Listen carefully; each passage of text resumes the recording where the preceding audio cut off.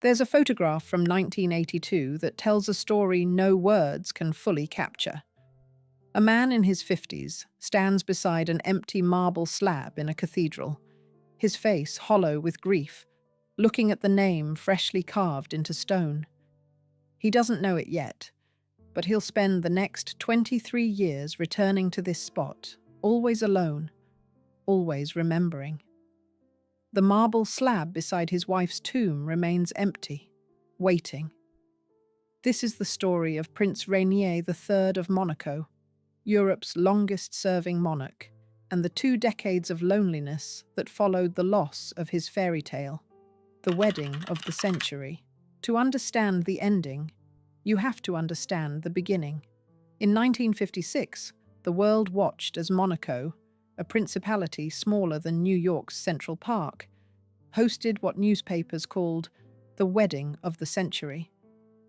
Prince Rainier III, 32 years old and ruler of a tiny Mediterranean state known more for its casino than its culture, married Grace Kelly, the 26-year-old Hollywood actress who had just won an Oscar for The Country Girl. The match seemed impossible.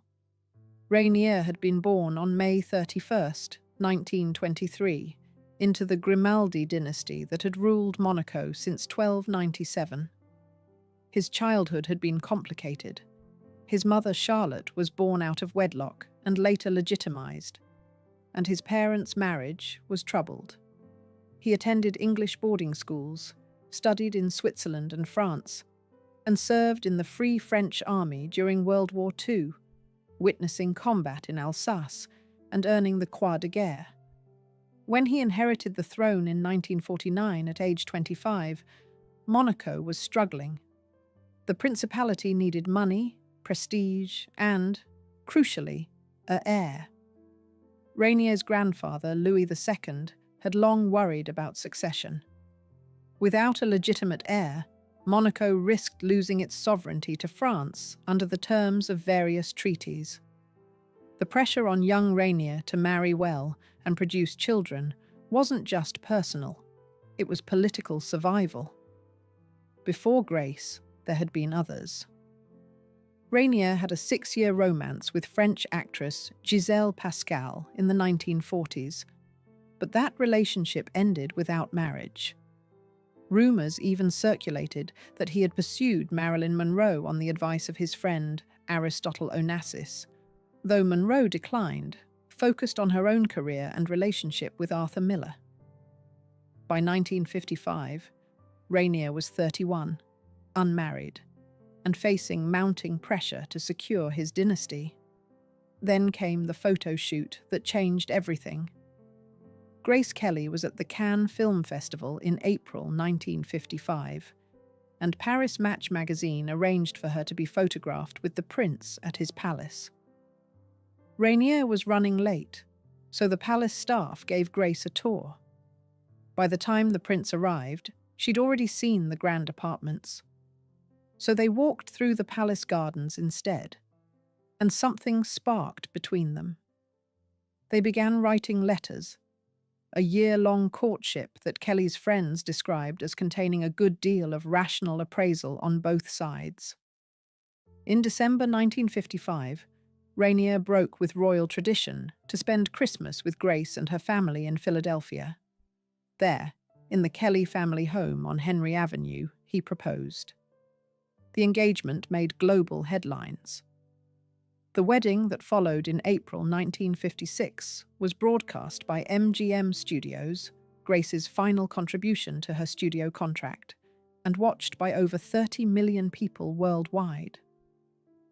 Rainier wore a military uniform of his own design, based on Napoleon Bonaparte's attire. Grace wore a stunning gown that would influence wedding fashion for generations. But what struck those who attended was the genuine affection between the couple. Despite the practical considerations that had brought them together, Monaco needed prestige and an heir. Grace wanted to escape the pressures of Hollywood. They seemed to truly love each other. Grace gave up her career at its peak, retiring at 26 to become Princess of Monaco. For Rainier, it was the partnership he'd been searching for. Building a family. 10 months after the wedding, on January 23rd, 1957, Princess Caroline was born. The principality celebrated. Monaco had a princess. But the real jubilation came the following year, on March 14th, 1958, when Prince Albert arrived. Monaco finally had its heir. The succession was secured. Their third child, Princess Stephanie, was born on February 1st, 1965, completing the family. By all accounts, Grace thrived in her role as mother. Residents of Monaco would see her riding bikes along the seaside with her children, waving and saying bonjour to passers-by. She maintained her elegance and glamour. The Hermès Kelly bag, which she'd used to shield her pregnant belly from paparazzi cameras in 1956, became one of fashion's most coveted accessories. But she also seemed to genuinely enjoy the simple pleasures of family life. For Rainier, these were golden years. Grace wasn't just his wife. She was his partner in transforming Monaco. Together they worked to shift the principality's image from a gambling resort to a cultural destination. Grace focused on the arts, establishing the Princess Grace Foundation in 1964 to support local artisans, and later founding Amade Mondiale, an organization for children's rights that gained consultative status with UNICEF and UNESCO. She became president of the Monaco Red Cross, hosted annual Christmas celebrations for orphaned children, and threw herself into philanthropic work. Rainier, meanwhile, earned the nickname the Builder Prince. He oversaw massive land reclamation projects that increased Monaco's size from 150 to 181 hectares. He diversified the economy, attracting international businesses and transforming Monaco into a tax haven for the wealthy. The principality's revenues grew from 3 billion francs in 1970 to over 12 billion euros by 2004. A staggering 2,300% increase. Under Rainier's leadership, Monaco gained admission to the United Nations in 1993, achieving the political recognition he'd long sought. But the real achievement was the partnership itself. Rainier and Grace worked as a team. When France's President Charles de Gaulle became angry about wealthy French citizens using Monaco as a tax haven, and actually surrounded the principality with troops, threatening to cut off its water supply. It was Rainier and Grace together who navigated the crisis. De Gaulle's fall from power in 1969 diffused the situation, but it had been a tense few years. Grace had given up acting, but Monaco's citizens didn't want her to forget it entirely. In 1962, Alfred Hitchcock offered her the lead role in Marnie. She was excited. It was a chance to return to what she loved. But when news broke that their princess would be playing a kleptomaniac, public outcry in Monaco forced her to reconsider. She turned down the role, though friends said she never quite got over the disappointment. Years later, director Herbert Ross tried to interest her in The Turning Point, but Rainier dismissed the idea outright. Grace's acting career was over, whether she'd fully accepted it or not. Still, life seemed good. The couple bought Grace's ancestral home in Ireland in 1976. They worked together on a short film called Rearranged in 1979. Grace narrated The Children of Theatre Street in 1977, a documentary about the Bolshoi Ballet School that earned an Academy Award nomination. She joined the board of 20th Century Fox in 1976, becoming one of its first female members. The compromises she'd made seemed bearable when balanced against the life she'd built. But people who knew them well noticed things. Grace sometimes seemed restless, even lonely. The transition from Hollywood stardom to royal duties had isolated her in ways she hadn't anticipated. Rainier's family had never fully warmed to her, the American actress who'd married into European royalty. Friends observed that Grace craved the affection and validation she'd missed growing up in a strict Philadelphia household. Some whispered that her marriage wasn't quite the fairy tale it appeared to be from the outside. Rainier, for his part, poured himself into his work. He was devoted to his family, but he was also a monarch with a principality to run. He smoked 60 cigarettes a day, a habit that would later contribute to his health problems. He loved jazz, fast cars, and oceanography, helping to finance Jacques Cousteau's Oceanographic Institute in Monaco. He maintained his stamp collection and eventually opened his extensive car collection to the public. But his true focus was always Monaco and its future. The royal couple presented a united front to the world, and in many ways that front was real. They had built something remarkable together: a family, a legacy, a transformed principality that had become synonymous with glamour and sophistication. For 26 years, they worked as partners, navigated crises together, and celebrated triumphs side by side. But all of it, everything they had built, would come apart in a single afternoon on a mountain road above Monaco. And then, on September 13th, 1982, everything changed. The day that shattered everything. Grace was driving back to Monaco from the family's country home in Rock Aigle, a property high in the hills above the principality. Her 17-year-old daughter, Stephanie, was in the passenger seat. It was September 13th, 1982, a Monday that had started like any other. They were traveling down one of the steep, winding mountain roads, the same treacherous hairpin turns that had featured in Grace's Hitchcock film To Catch a Thief decades earlier. The irony would not be lost on anyone who remembered that film. Something went wrong. According to what Stephanie later told her sister Caroline, Grace kept saying she couldn't stop the car, that the brakes weren't working. She was in a complete panic. Stephanie grabbed the handbrake and pulled, but nothing happened. The car plunged over 50 feet down the mountainside, tumbling end over end, landing on its roof at the bottom of the embankment. When paramedics arrived, both Grace and Stephanie were alive but injured. They were rushed to Monaco Hospital, the same hospital that would later be renamed in Grace's honor. The initial diagnosis seemed cautiously hopeful. Grace had injuries to her brain and thorax and a fractured femur, but doctors thought she could recover. For a few hours, there was hope. Perhaps the fairy tale wasn't ending after all. Then they discovered the truth. Grace had suffered not one, but 2 strokes. The first had occurred before the crash. That's what had caused her to lose control of the car. Her brain had hemorrhaged while she was driving, making it impossible for her to brake or steer properly. The frequent headaches she'd been complaining about in the weeks before the accident had been warning signs no one recognized in time. The second, more severe stroke came after the crash, while she was fighting for her life in the hospital, likely triggered by the trauma her body had endured. The doctors performed a CAT scan and saw the extent of the damage. They told Rainier there was no hope. Grace was brain dead.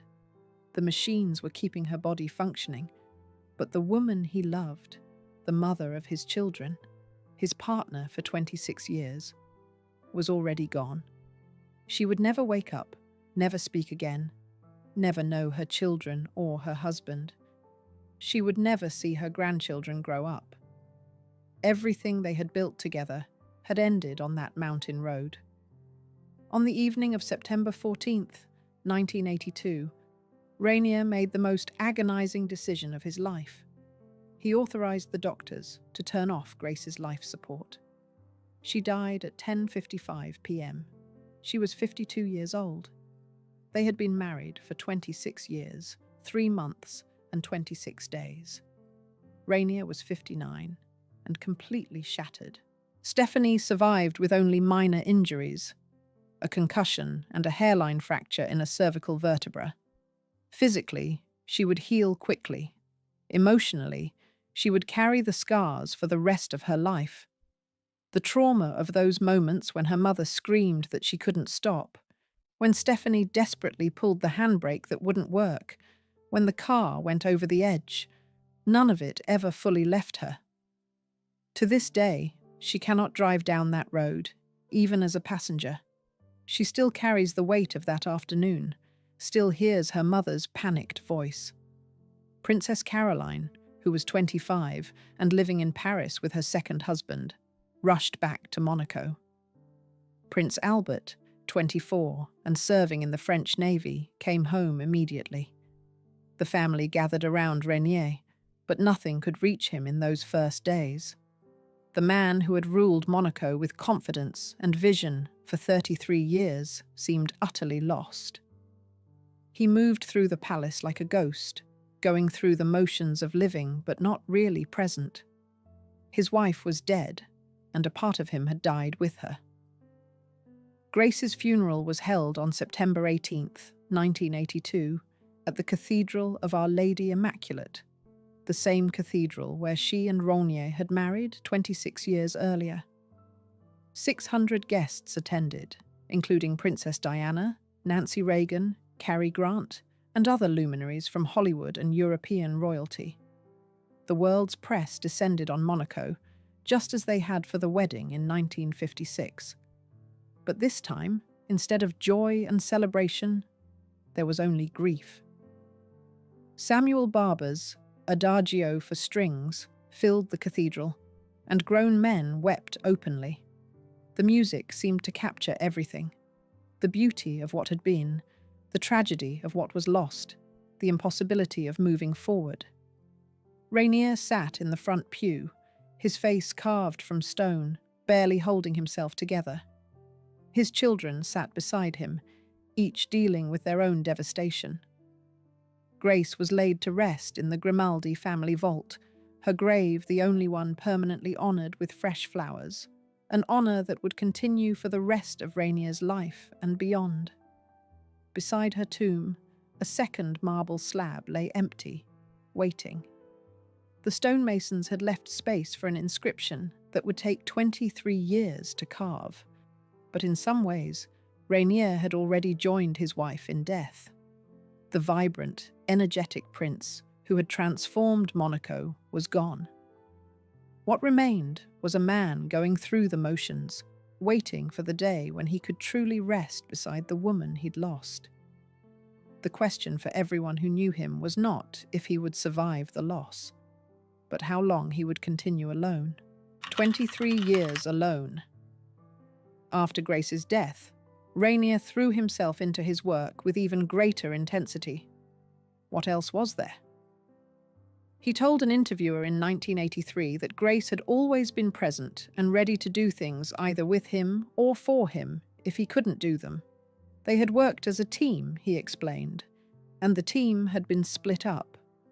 The simplicity of that statement masked the depth of his loss. He never remarried.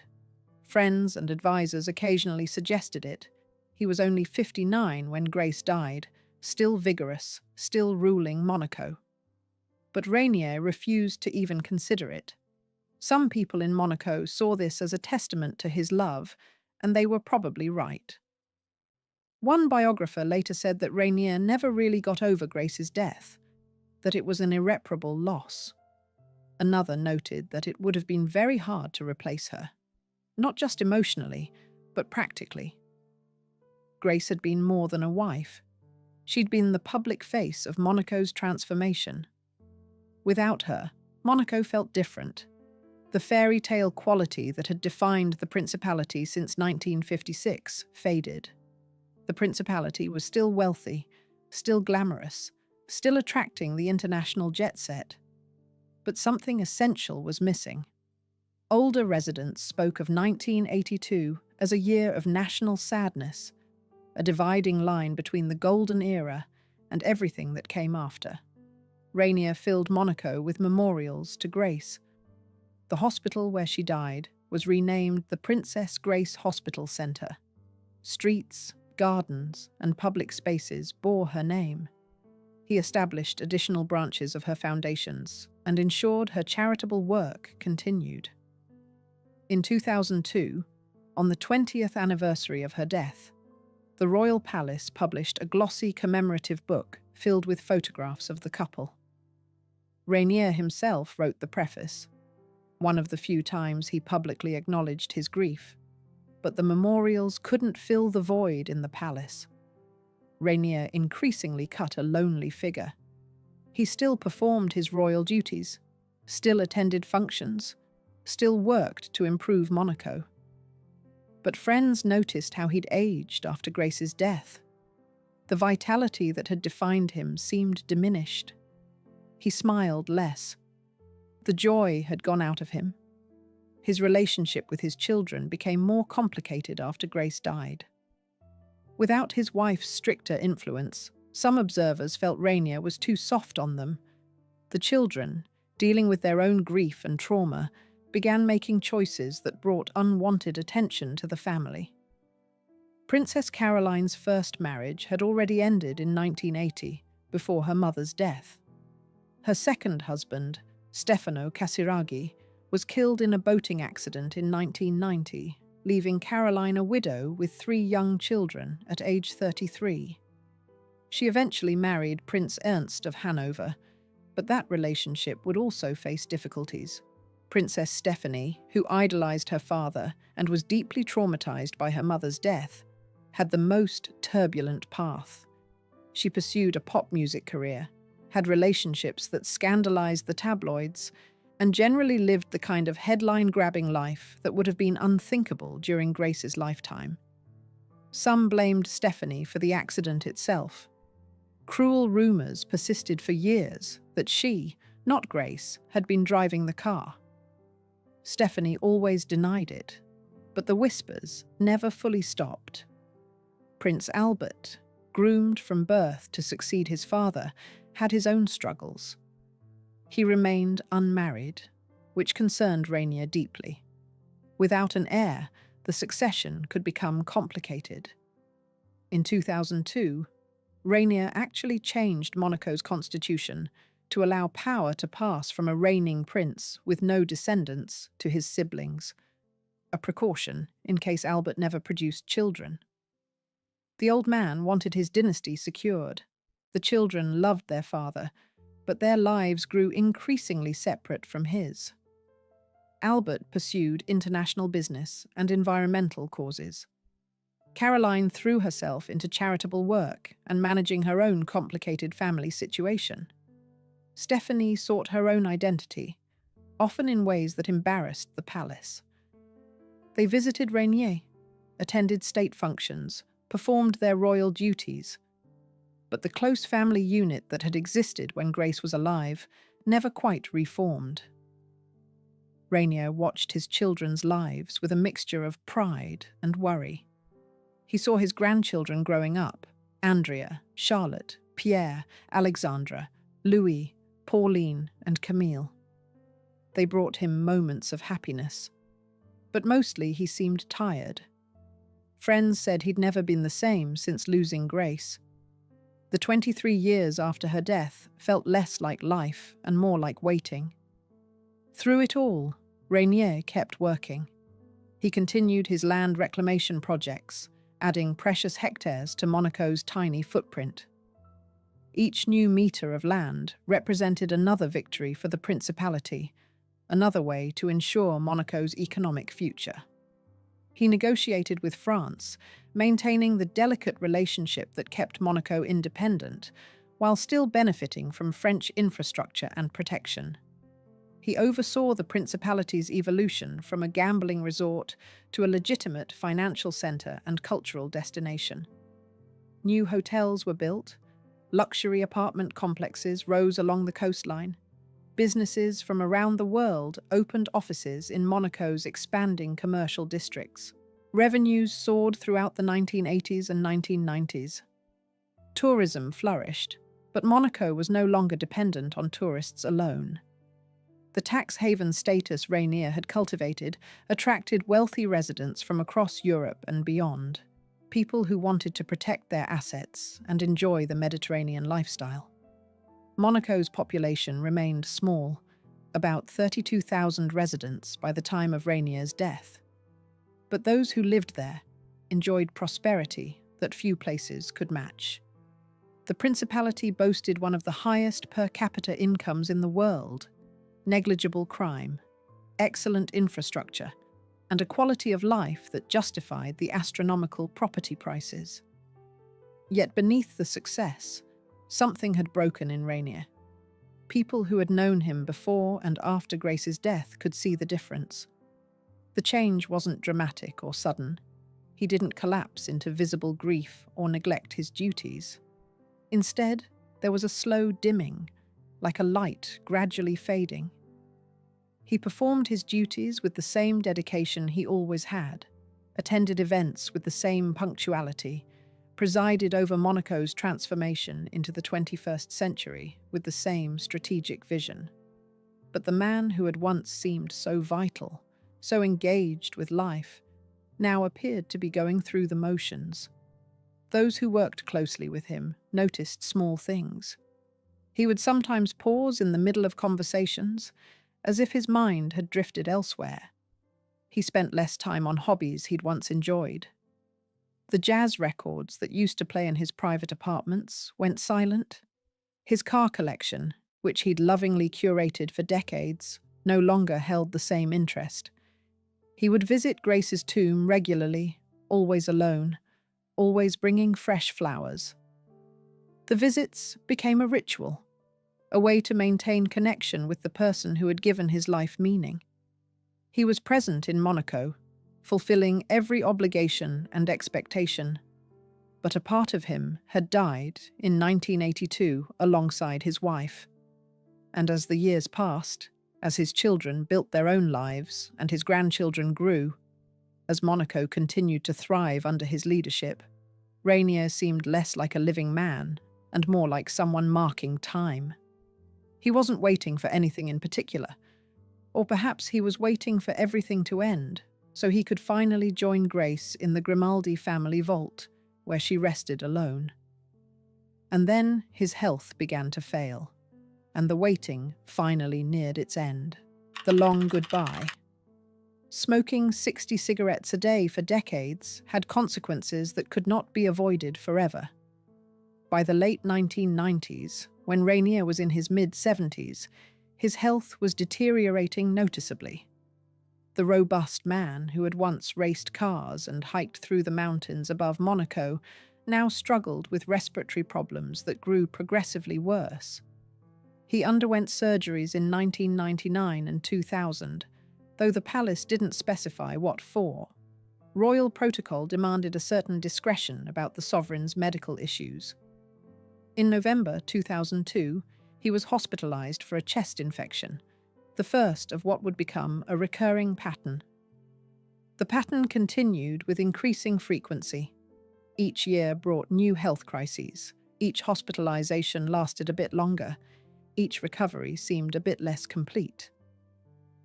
In January 2004, Rainier spent 3 weeks in the hospital for what was described as general fatigue. The phrase was a diplomatic way of saying that an 80-year-old man who had been ruling Monaco for 54 years and had been alone for 21 was simply worn out. The fatigue wasn't just physical. Anyone who looked at photographs from this period could see the weariness in his eyes, the way his shoulders had begun to stoop, the way he seemed to carry the weight of decades.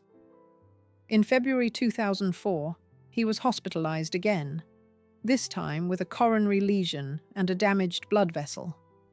His heart was failing. The muscle that had beaten steadily through 56 years of rule now struggling to keep pace. The circulatory system that had carried him through World War II combat, through decades of state functions and diplomatic negotiations, through the joy of his wedding and the anguish of his wife's death, was beginning to give out. In October 2004, another lung infection put him back in the hospital. His lungs, damaged by decades of heavy smoking, could no longer fight off infections the way they once had. Prince Albert appeared on CNN's Larry King Live during this period and tried to downplay the situation. His father was fine, Albert said, just suffering from bronchitis, a minor respiratory issue that would clear up soon enough. But everyone could read between the lines. Rainier was dying, slowly but surely, his body worn out by age and decades of cigarettes. The lung infections kept coming back because his lungs were damaged beyond repair. The heart problems kept recurring because his cardiovascular system was simply giving out.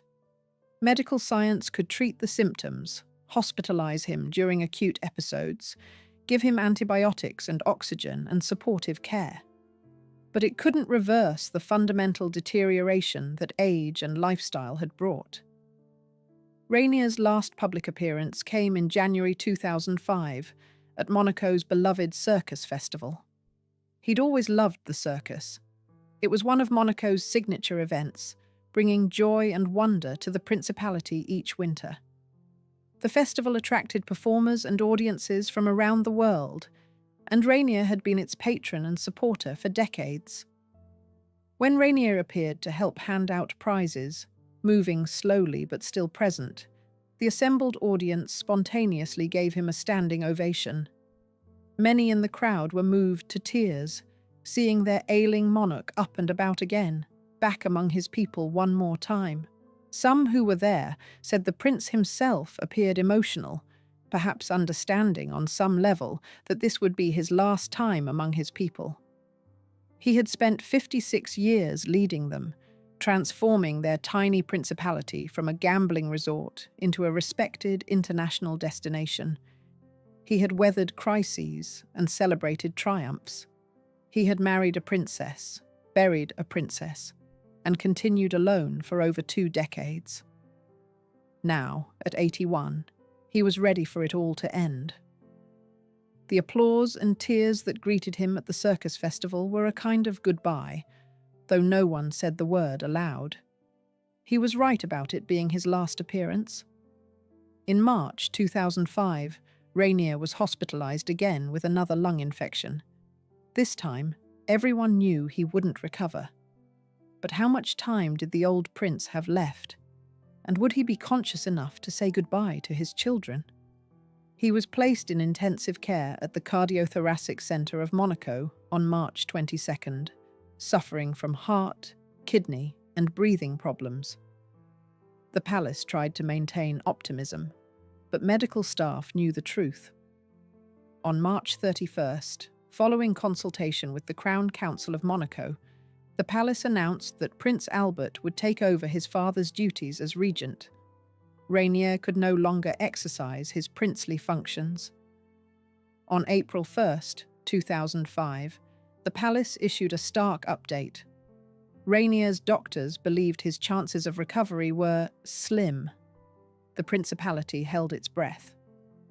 Europe's longest-serving monarch, the man who had ruled Monaco for 56 years, longer than most of his citizens had been alive, was dying. On the morning of April 6, 2005, at around 6 a.m., the hospital called Prince Albert. His father had only minutes left. Albert rushed to Rainier's bedside and held his hand as the old prince slipped away. At 6:35 a.m. local time, Prince Rainier III died. He was 81 years old. His daughters, Caroline and Stephanie, were not present. The end came too quickly. The principality went into mourning. Flags that had been lowered for Pope John Paul II just days earlier remained at half-staff. The famous Monte Carlo casino closed its doors, the spinning roulette wheels at rest, an unprecedented mark of respect. Monaco's soccer team postponed matches. Schools and public offices shut down. There would be no musical entertainment open to the public until after the funeral. The entire principality stopped to honor the man who had shaped their lives. Rainier's body was moved to the palace's 17th-century Palatine Chapel, where it would lie in state. Thousands of Monegasque citizens filed past to pay their respects. They wept for their prince, but also for the end of an era. Many said they felt like orphans, Rainier had been the only ruler most of them had ever known. Patrick Leclerc, head of Monaco's government, captured the mood when he said that the principality had been marked by Rainier's imprint for 56 years. Without him, Monaco would have to find a new identity. The final farewell. Rainier's funeral was held on April 15, 2005, at the Cathedral of Our Lady Immaculate, the same cathedral where he had married Grace nearly 50 years earlier and where he had buried her 23 years before. Dignitaries and representatives from 60 countries attended, including members of royal families from Bahrain, Belgium, Bulgaria, Denmark, Egypt, Greece, Japan, Luxembourg, Norway, Saudi Arabia, Spain, Sweden, and the United Kingdom. French President Jacques Chirac came, as did Irish President Mary McAleese, and representatives sent by US President George W. Bush. Around 3,000 of Monaco's 6,000 residents were given places in the square outside the palace and along the route of the funeral cortege.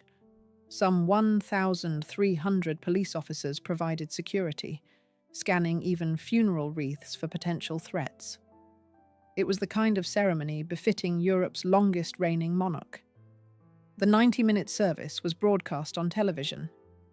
Samuel Barber's Adagio for Strings, the same piece that had played at Grace's funeral, filled the cathedral once more. The Archbishop of Monaco gave the eulogy, describing Rainier as the builder prince, and noting that he had been not just a sovereign, but also a friend and family member to his people. The Archbishop spoke of Rainier and Grace as an exceptional couple united by the heart and spirit, and praised Rainier for bearing, with dignity, the terrible ordeal of the brutal death of his wife. Prince Albert stood flanked by his sisters, both wearing black lace headscarves.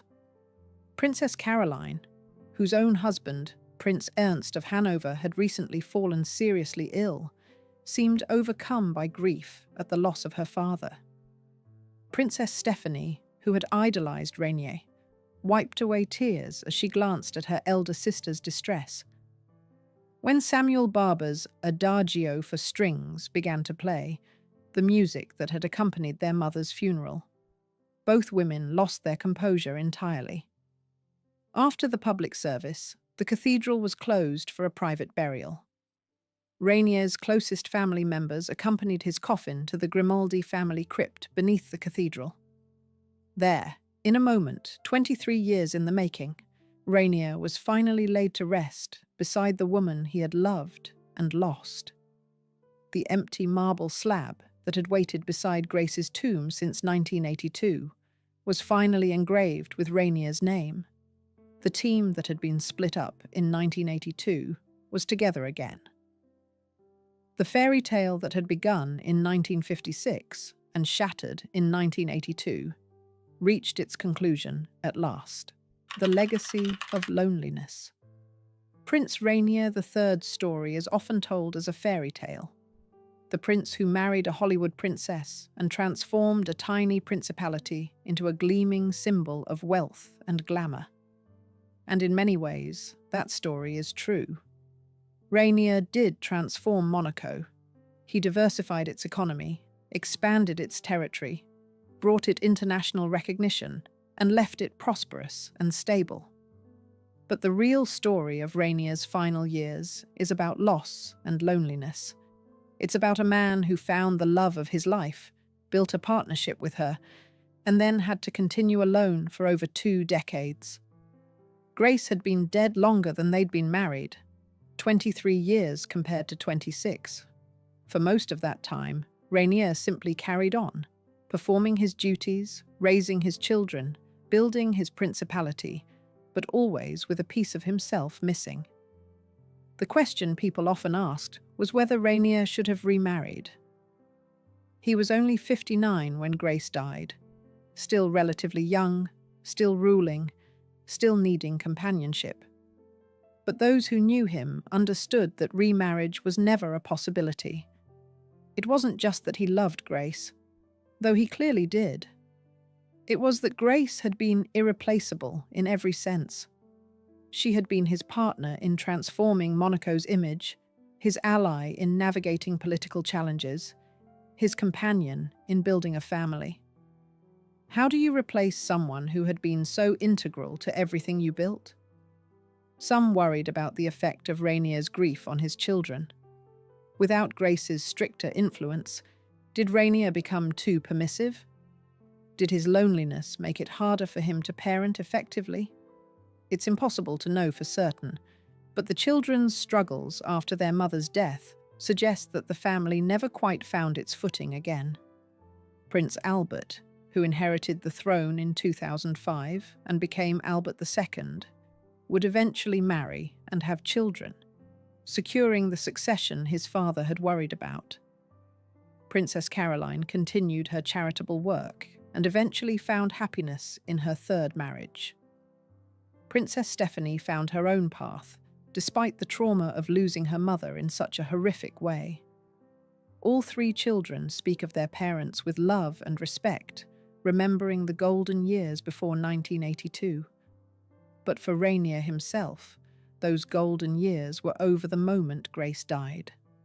The 23 years that followed were about duty, not joy. He kept Monaco running. He preserved his dynasty. He honored his wife's memory in every way he knew how. But he was, fundamentally, alone in ways that no amount of public adoration or royal ceremony could change. When people in Monaco talk about Rainier's death, they often speak of it as the end of a fairy tale. But perhaps it's more accurate to say it was the end of a long grief. Rainier had been waiting to join Grace since 1982. He'd fulfilled his obligations, secured his children's futures, ensured Monaco's prosperity. By 2005, he was tired. His body was failing. He'd smoked himself into respiratory disease. His heart was giving out. He was ready. On that April morning in 2005, when Rainier died with his son at his bedside, perhaps his last thoughts were of Grace. Perhaps he imagined reuniting with her, the team coming back together after 23 years apart. Perhaps he finally felt something other than the loneliness that had defined his final decades.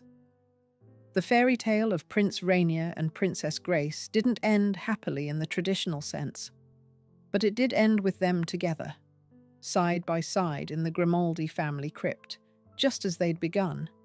Two people who had found each other against all odds and whose love had transcended even death.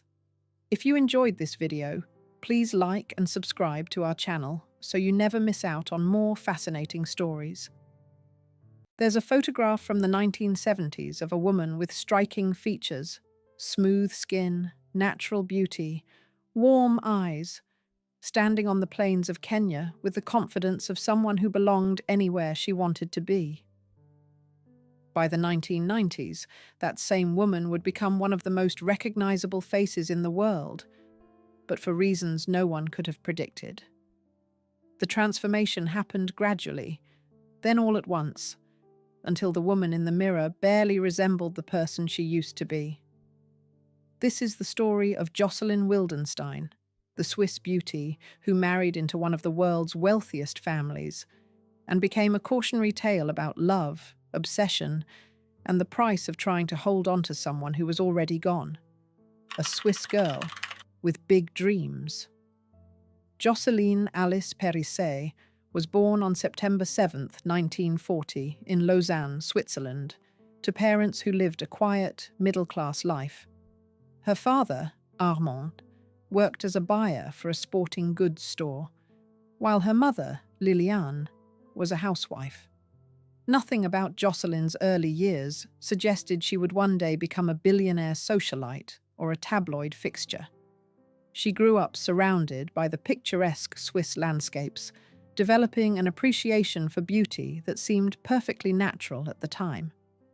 By 17, Jocelyn was dating Cyril Piguet, a Swiss producer who had worked on the 1964 film Un commerce tranquille. The relationship introduced her to a world beyond the modest confines of Lausanne, a world of creativity, glamour, and possibility. When that relationship ended, Jocelyn didn't retreat back into small-town life. Instead, she moved to Paris, where she began dating Sergio Gobbi, an Italian-French filmmaker. Paris, in the 1960s and 70s, was the center of European sophistication, and Jocelyn thrived there. In Paris, she wasn't just a pretty face passing through artistic circles. Jocelyn learned to fly planes and became a skilled hunter, two pursuits that were unusual for women of her generation, but that would prove significant later in her life.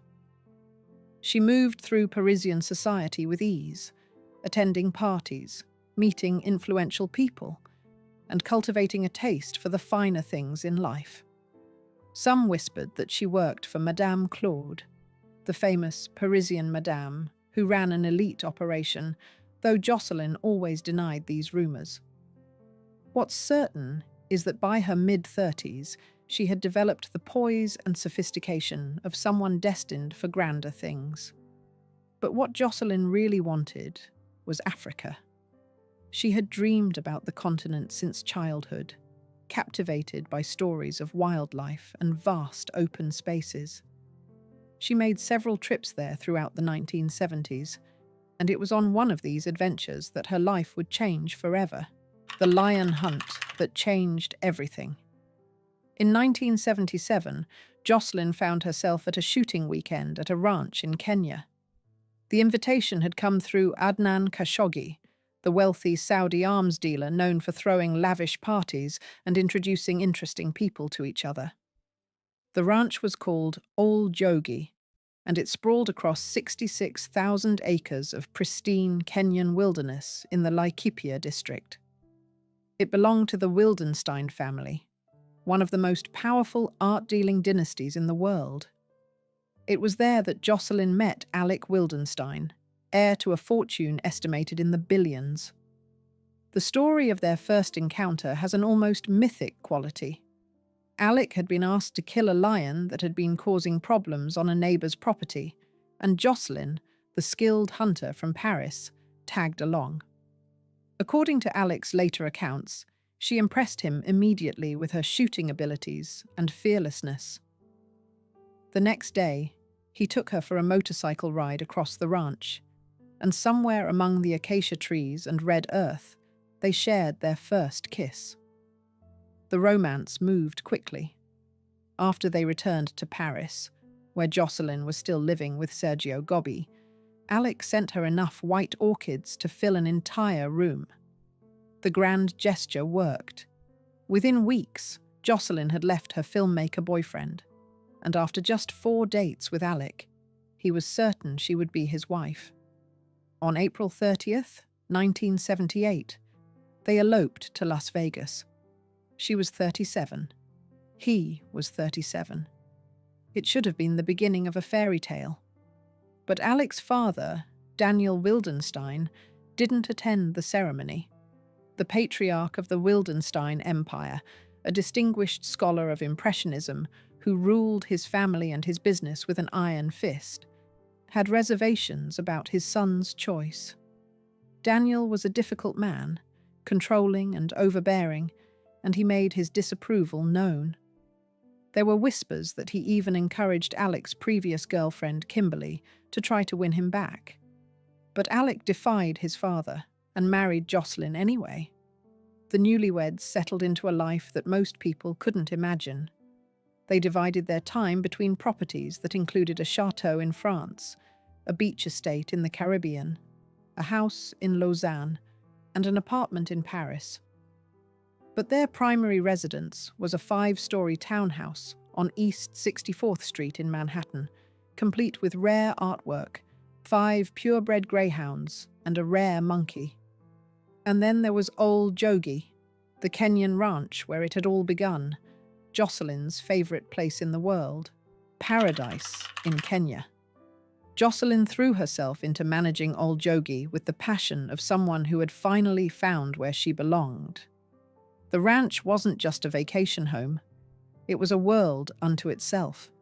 It had over 200 buildings, spread across an area 5 times the size of Manhattan, staffed by more than 300 servants.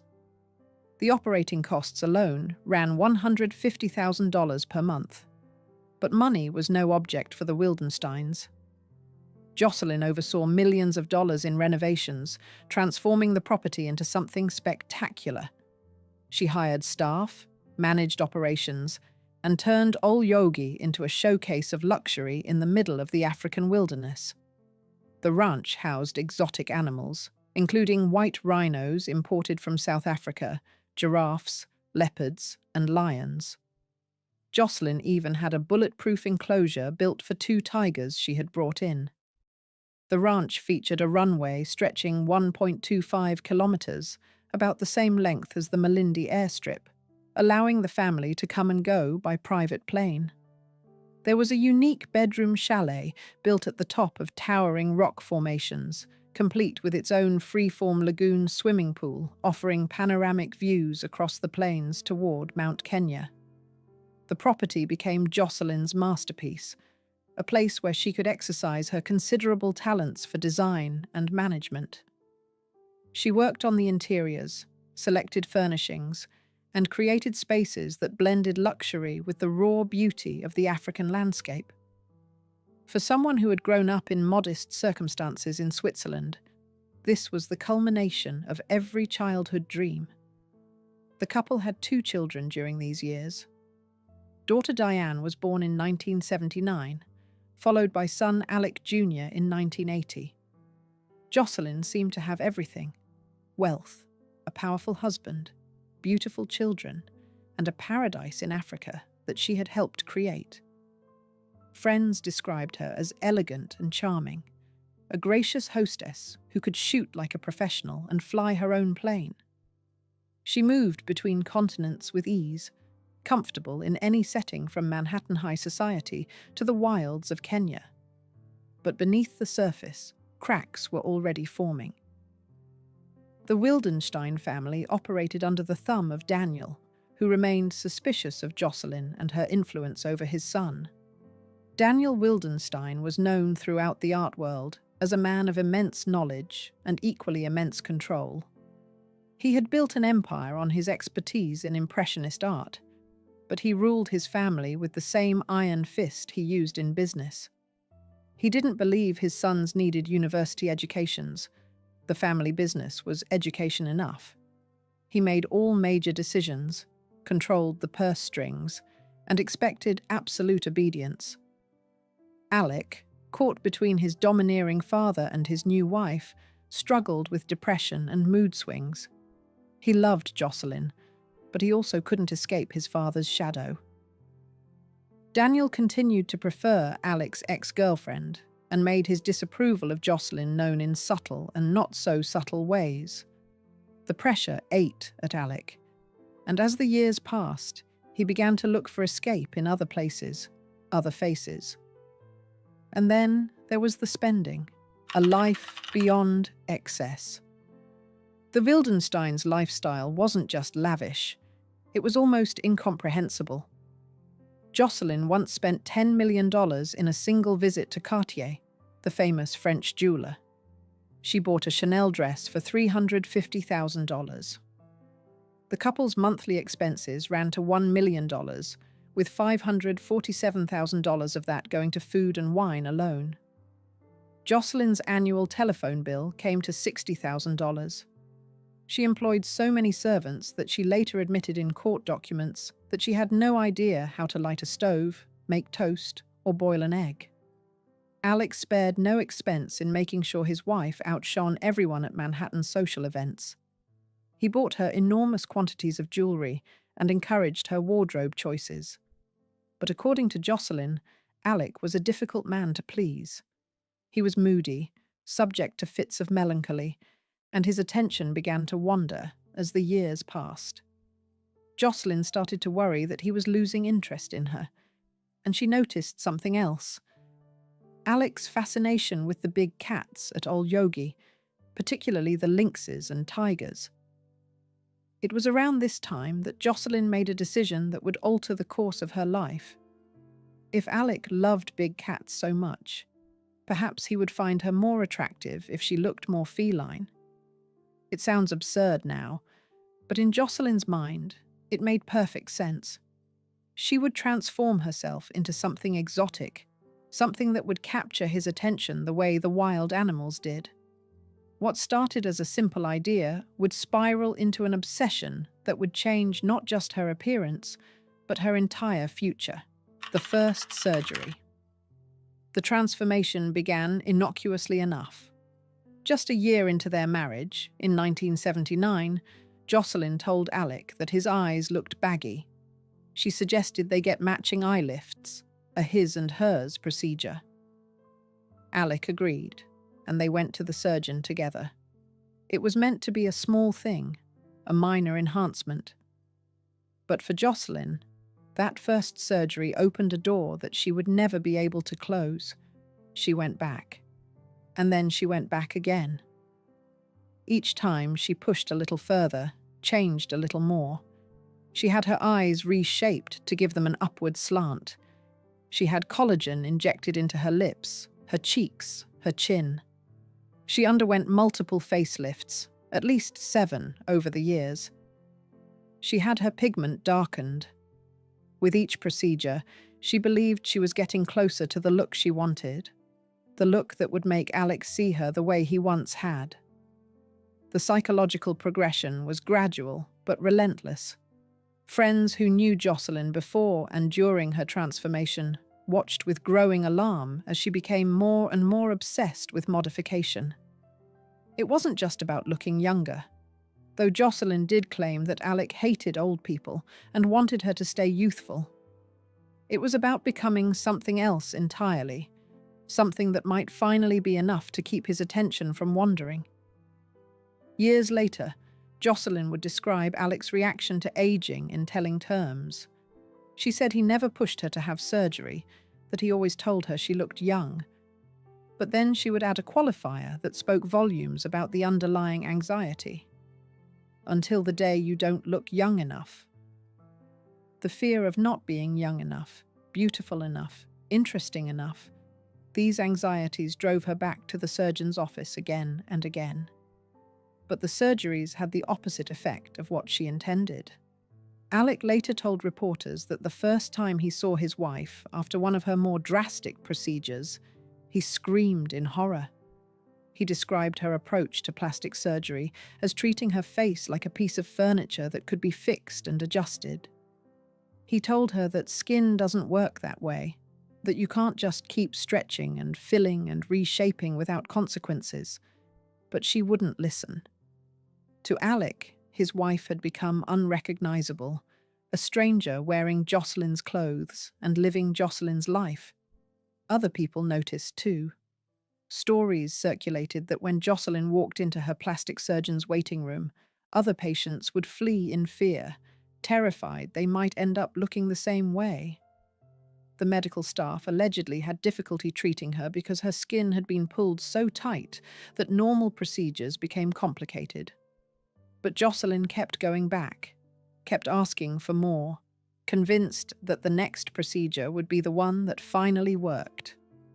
Jocelyn's appearance became increasingly extreme.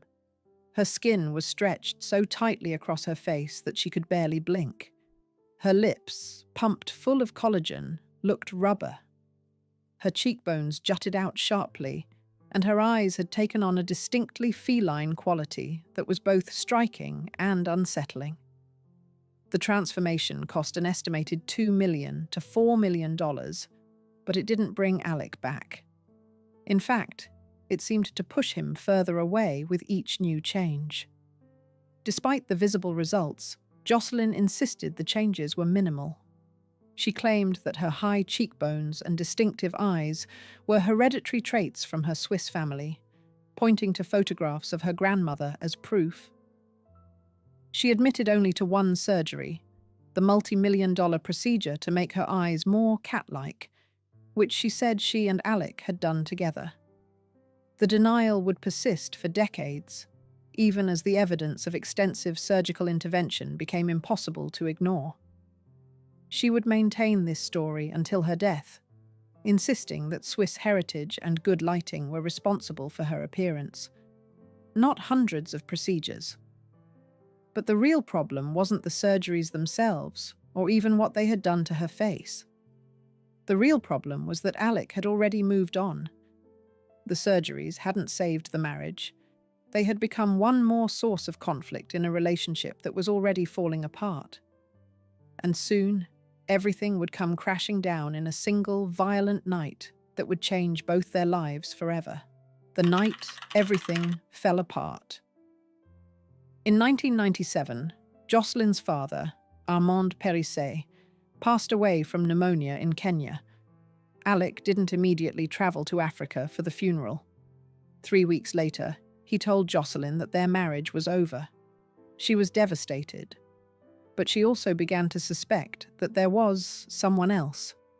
On a September evening in 1997, Jocelyn returned to their Manhattan townhouse after a trip to Kenya.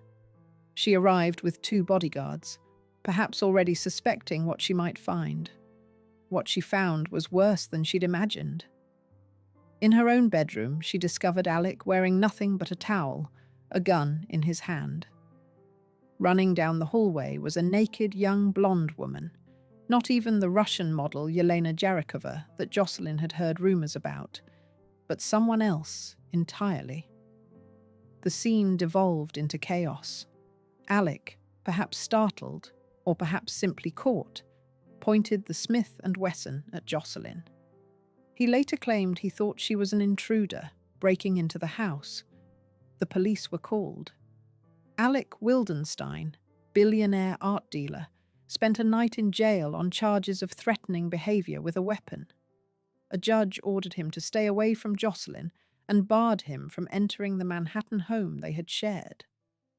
Jocelyn filed for divorce immediately, citing adultery. What followed was one of the most contentious, expensive, and publicly messy divorces in history.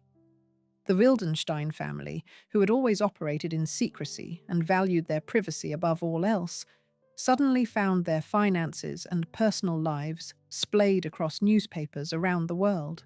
The divorce that made headlines. The divorce proceedings lasted nearly 2 years and turned into a media circus. Details about the couple's extravagant lifestyle became public fodder.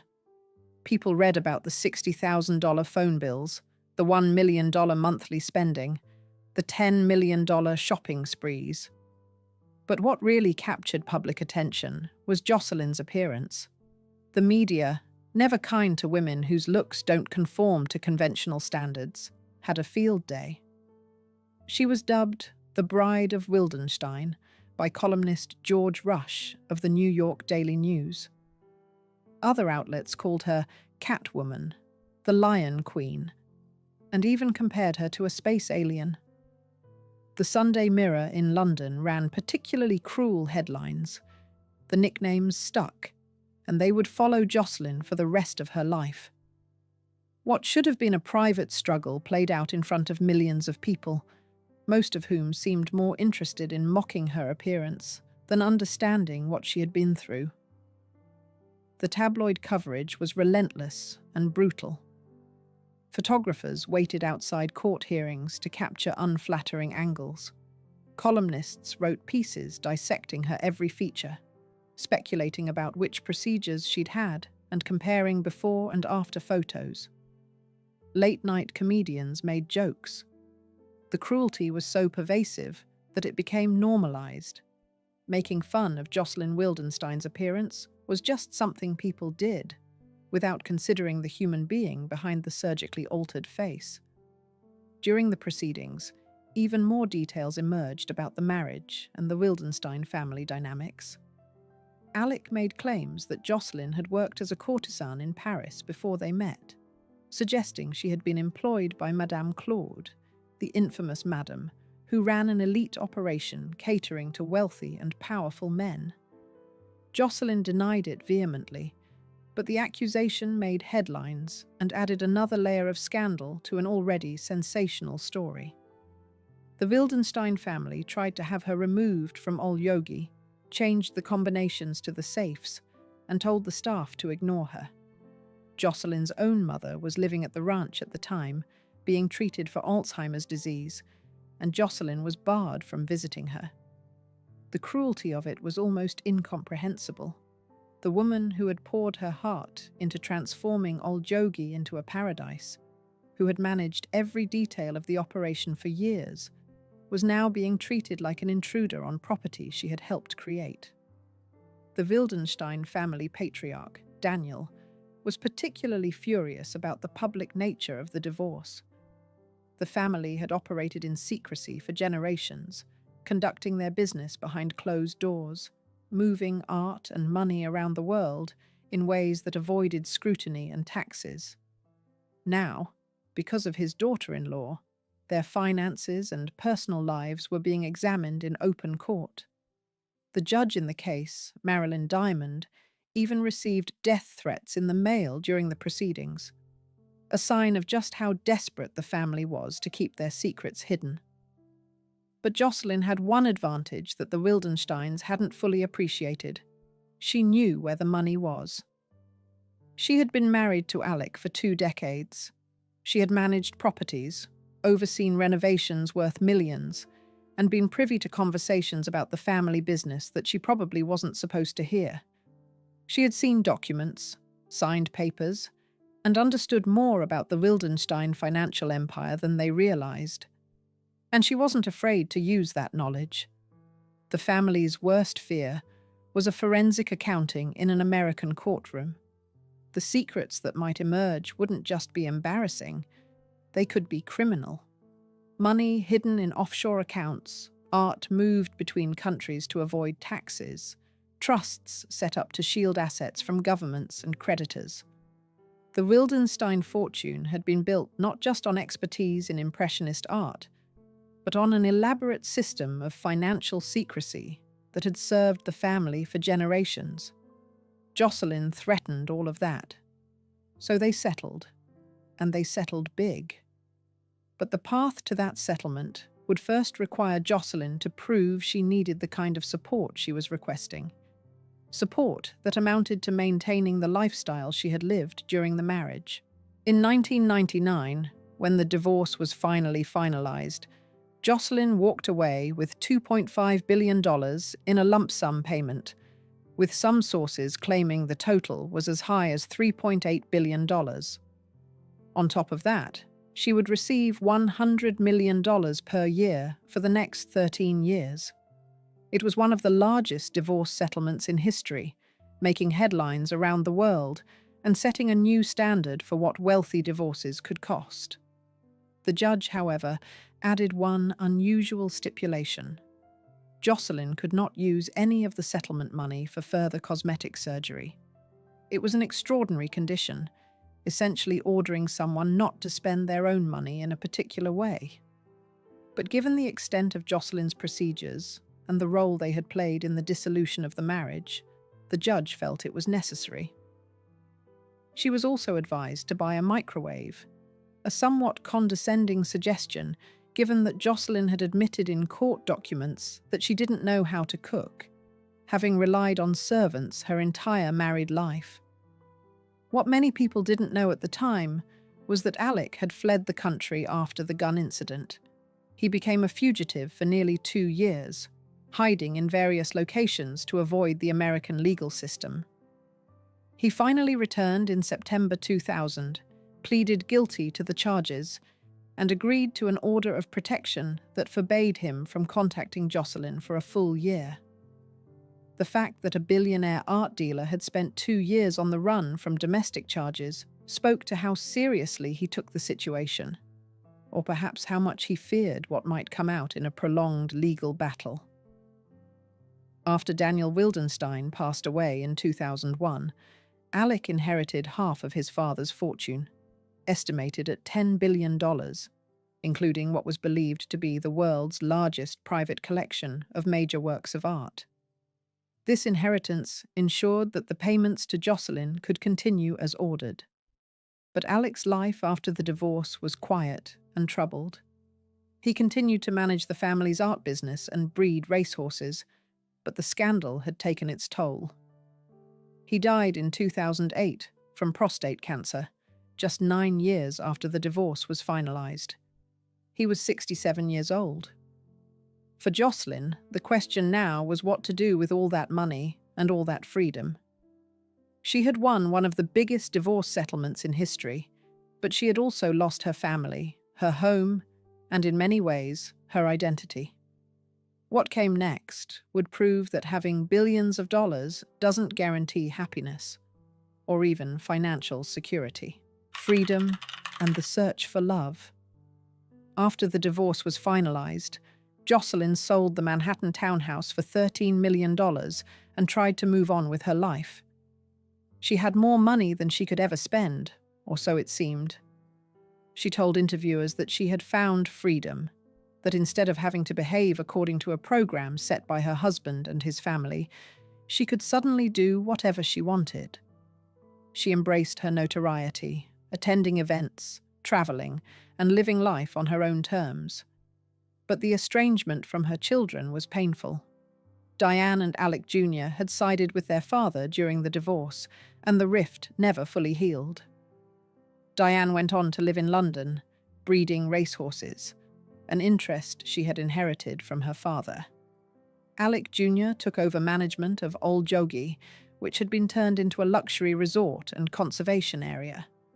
When Jocelyn faced financial troubles years later, she blamed her daughter Diane for not helping her, which only deepened the divide.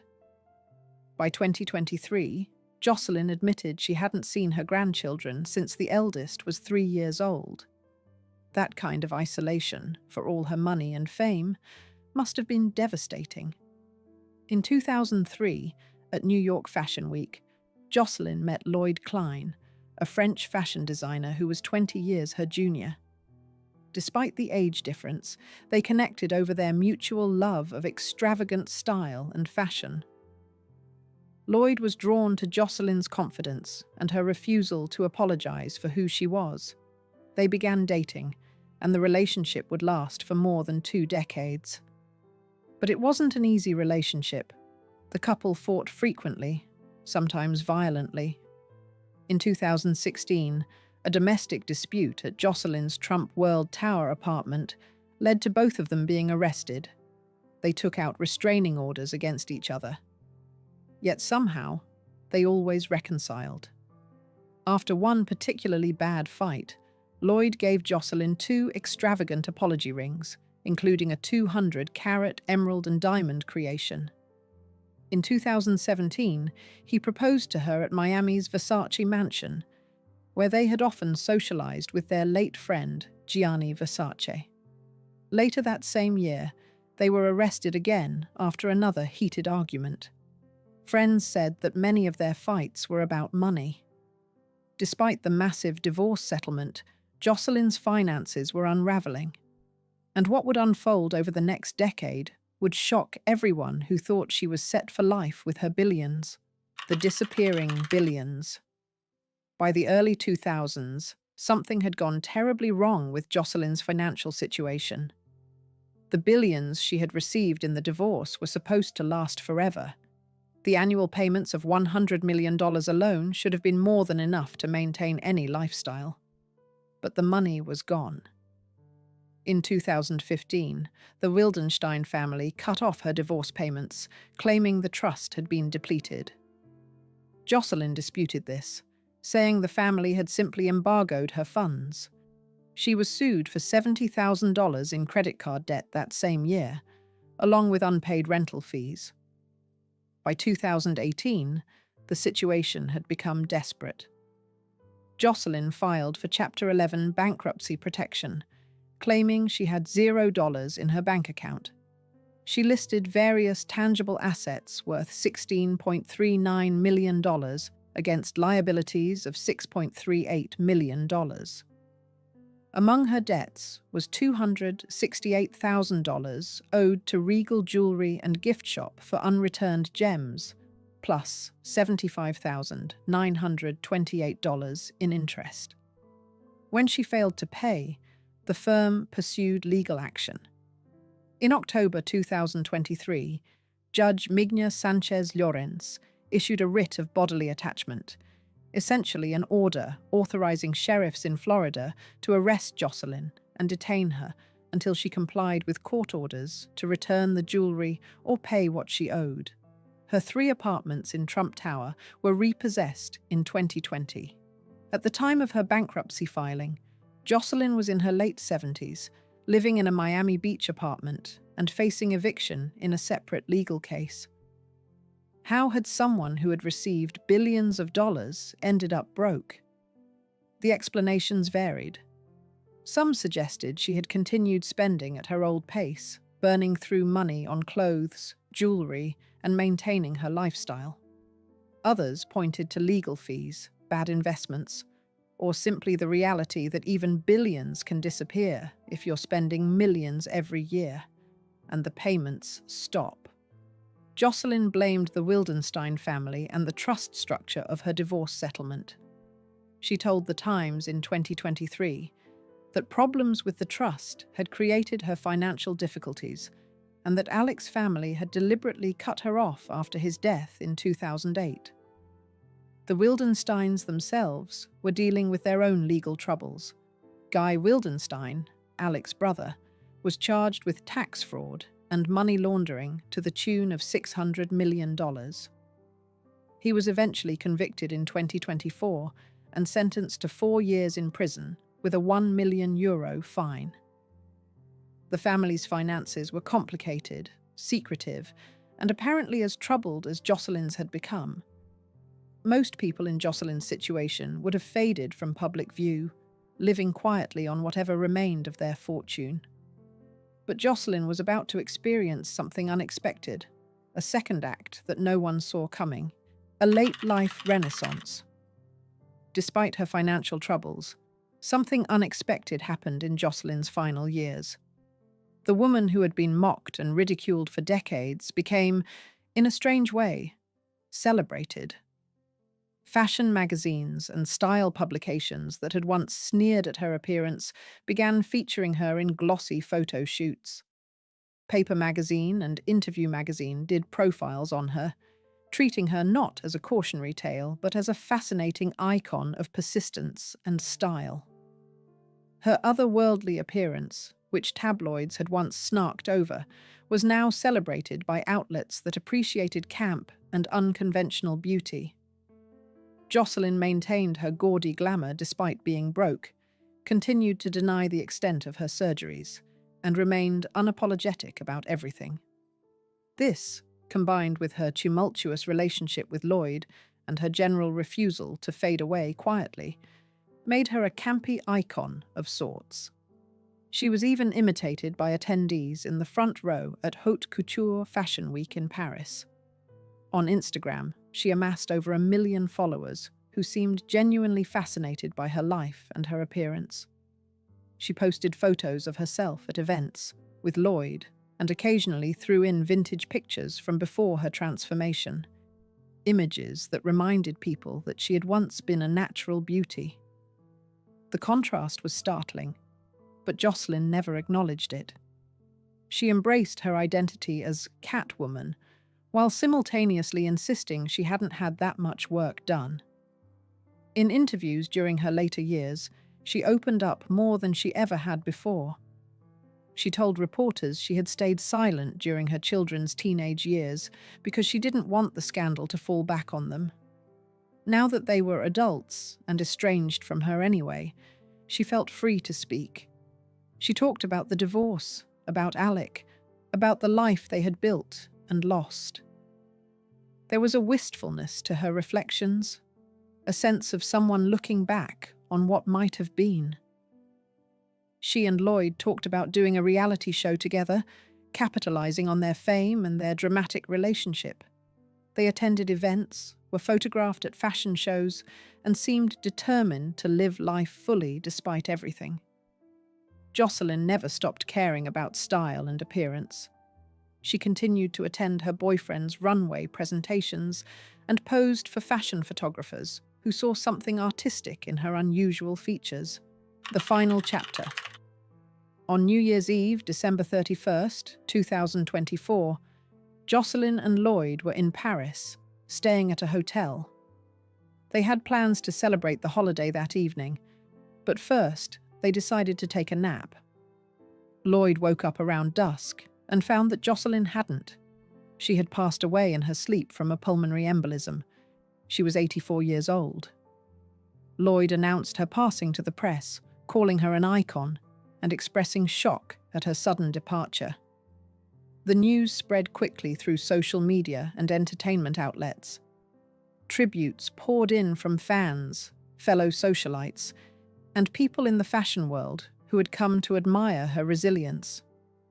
Whatever else could be said about Jocelyn Wildenstein, she had lived life on her own terms, or at least she had tried to. The story of Jocelyn Wildenstein is tragic in ways that go beyond the obvious. Yes, her appearance became the subject of worldwide mockery. Yes, she lost billions of dollars and ended up estranged from her children. But the deeper tragedy is about the impossible standards women face, the lengths they go to in order to keep love, and what happens when those efforts fail spectacularly. Jocelyn grew up as a natural beauty in Switzerland, travelled to Paris, learned to fly planes and hunt, and met a billionaire on an African safari. She should have had a fairy tale life, but she made one critical mistake. She believed that changing her appearance would change how someone felt about her. She thought she could recapture her husband's attention by transforming herself into something he might desire more. When that didn't work, she kept going, kept changing, perhaps hoping that eventually she would get it right. The psychology of it is heartbreaking. The idea that you're never quite enough, and that just one more procedure, one more change, will finally make you worthy of love. The media turned her into a punchline, but Jocelyn was a real person with feelings, dreams, and regrets. She loved Africa and spent years managing the Kenyan ranch that meant everything to her. She raised 2 children.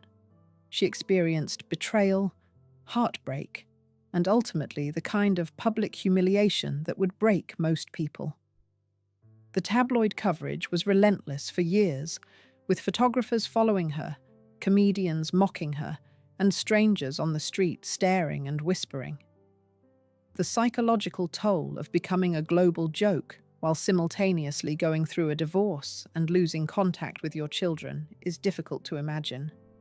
And yet she survived, continued to show up at events, continued to dress in designer clothes, continued to refuse to apologize or explain herself beyond vague statements about Swiss heritage. There was a defiance in her refusal to hide, a determination to live her life visibly despite the mockery. Whether that was courage or simply an inability to accept reality is something each person will judge differently. Her story serves as a reminder about the costs of obsession and the impossibility of changing who you are to please someone else. It's about the cruelty of tabloid culture and the way society treats women who dare to age, to change, or to exist outside narrow beauty standards. Women are told they must stay young and beautiful forever, but when they take extreme measures to try to do so, they're ridiculed for those same efforts.